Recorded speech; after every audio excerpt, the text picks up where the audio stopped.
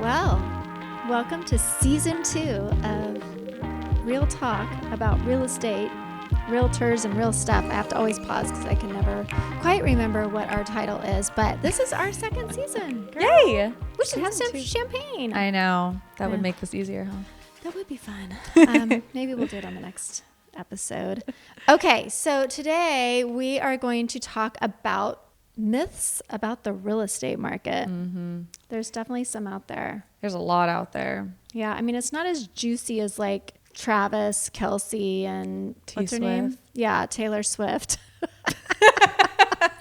But forgets my name, forgets Taylor Swift's name. But the myths about the real estate market, that's some good stuff. I know, I don't even need champagne. Right. All right, so the number one myth. Do you want to start? Yeah, okay, sure, yes. Okay, not number one. The first out myth. Of three. Out of three. We have three myths. Mm-hmm. The first one that we wanted to touch on is foreclosures are increasing. That's a headline, right? That's a big headline that... Foreclosures have gone up. Yep. Dramatically in the last 2 years. Yeah. Since 2021. Yeah. So what do we need to be thinking critically about when we read that headline?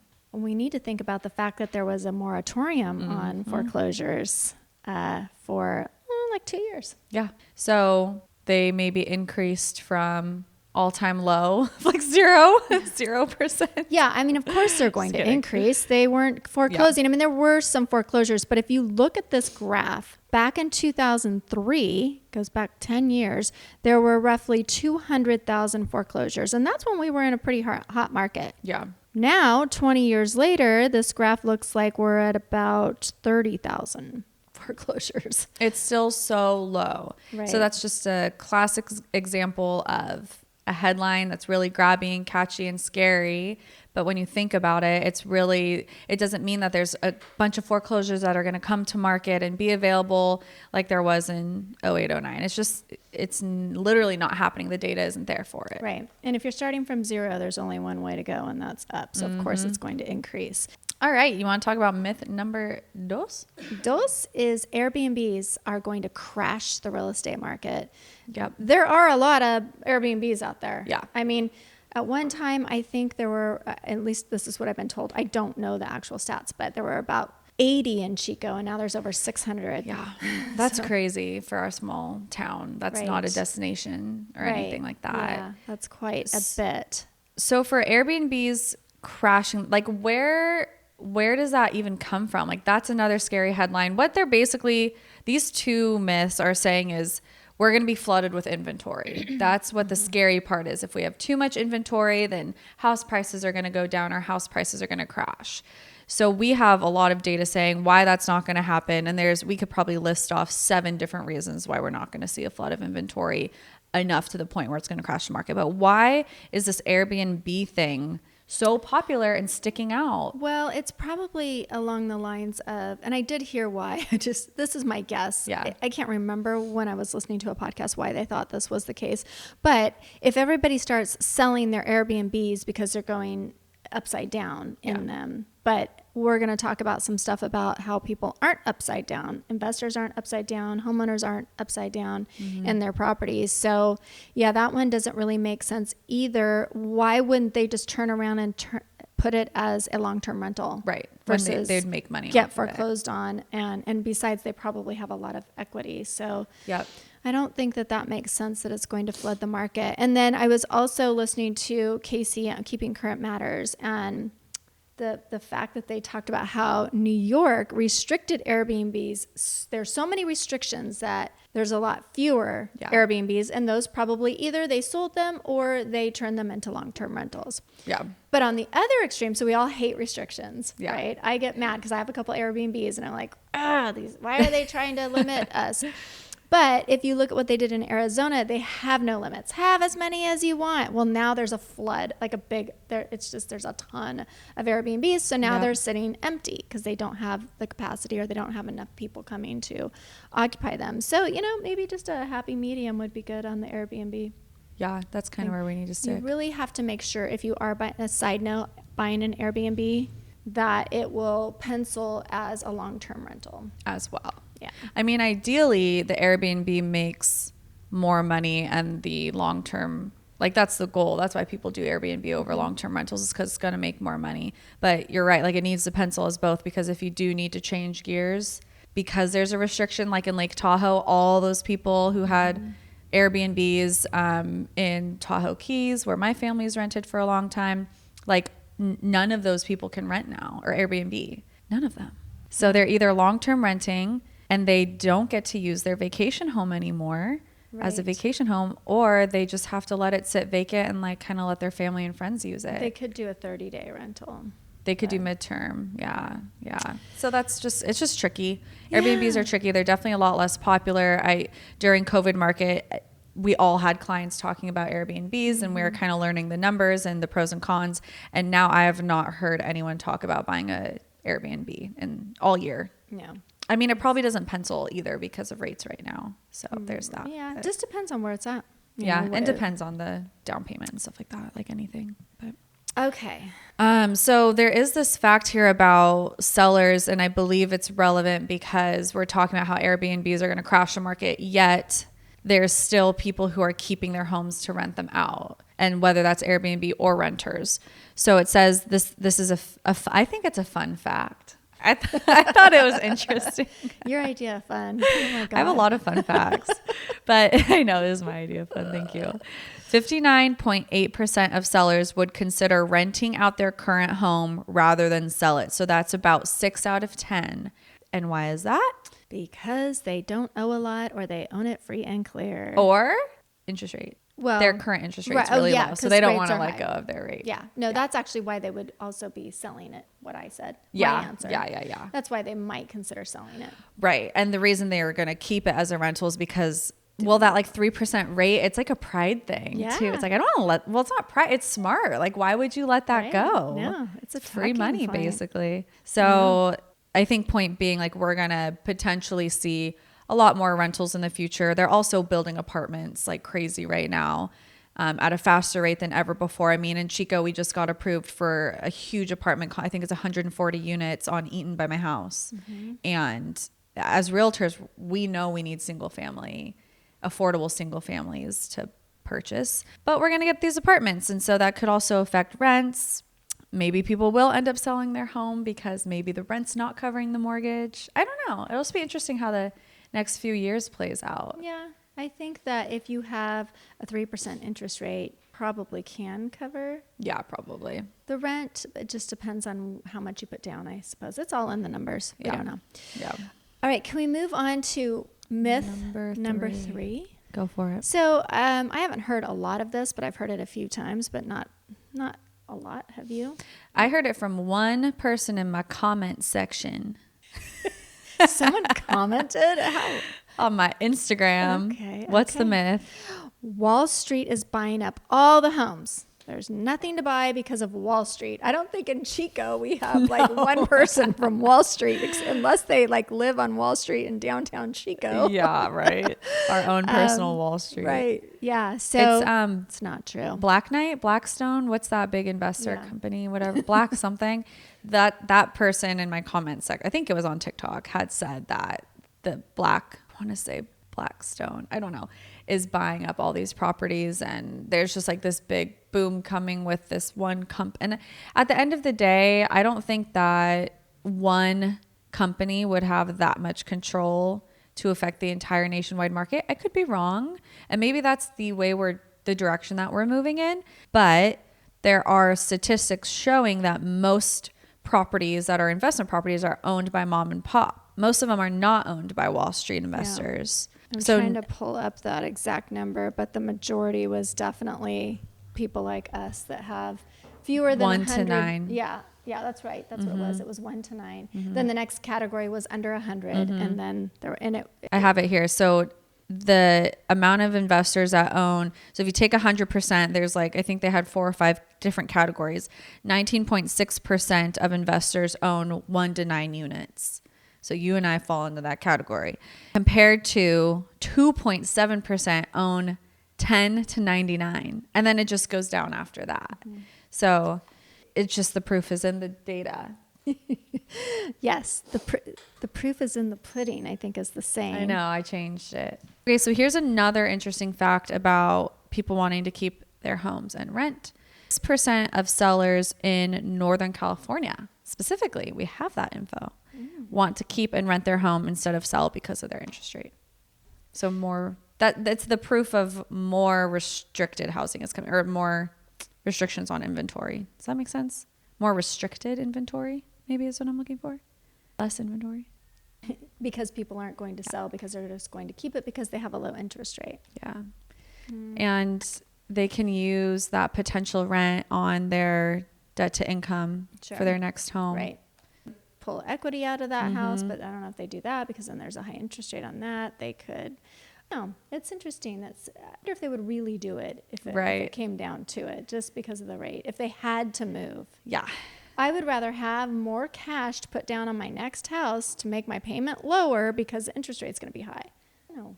That's why it's so important to talk to a lender way ahead of time and figure out like what is it better if I pull my equity out and use it towards the down payment, or if you're buying a house that needs $60,000 to $100,000 worth of work, like maybe you're buying a fixer upper on your dream street. Well, now you do need that cash because you got to fix it up. Unless you have it in the bank. Unless you have it in the bank or borrow it from Can I tell you another fun fact while we're on funness? Yes, I love that. What is it?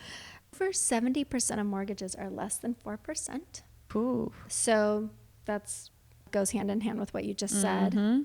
The average U.S. homeowner has $294,000 in equity. That seems really high. Would you like to silence your cell phone? It's not my phone. Spit out your gum and silence yourself. We're in class. I'm in a lot of trouble today on this podcast from a millennial. Jeez. And so what were you going to say? So this goes back to the foreclosure, the point about basically zero foreclosures because people have so much equity. Exactly. $294,000 in their home that they can just sell, most likely at a profit. I mean, they'd at least break even, if not make a profit. Unless you bought in the last year or 2 years now. Another fun fact that we've mentioned before is that 38.7% have mortgages that are owned free and clear, and 30% have equity higher than 50%. Crazy. Like there's very few people on this graph, this pie chart. It's a sliver that have negative equity. Yeah. And those are mostly people that bought in 2022. So this is when I heard you talking on the phone the other day to somebody that was on the website or whatever, and they were just like, oh, we're just going to wait for interest rates to go down. No. And you said, well, that's probably going to happen maybe in a year. Late next year. Yeah, nobody really knows. Rather than trying to educate them because people, you're going to get into like a back and forth argument on that, right? So you just kind of like let them do their thing and think these things. But if they were to invest now, let's say it goes up 4%, they just wasted all that rent money, and then the value of the home goes up 4% in the year that they've had it. No, I just look at some of these people that are bad advice, I guess I should say, and say, and have the money, and if it's the right time, you should do it. If you don't have the money and you can't afford it, then don't do it. But just like any time. Don't wait. Yeah. There's never a good time. No. There's never going to be the perfect time. There's never the perfect, because you can't time the market. You can't time the market. But then there's never a bad time. If you look at any 10-year span in history, prices have always gone up. The values of homes have always gone up in any 10-year chunk of time. So if you can buy the home and it's a home you're going to be able to be in for 5 to 10 years, you'll be solid. Even if you bought at the highest peak of the market in that 10 years. Yep.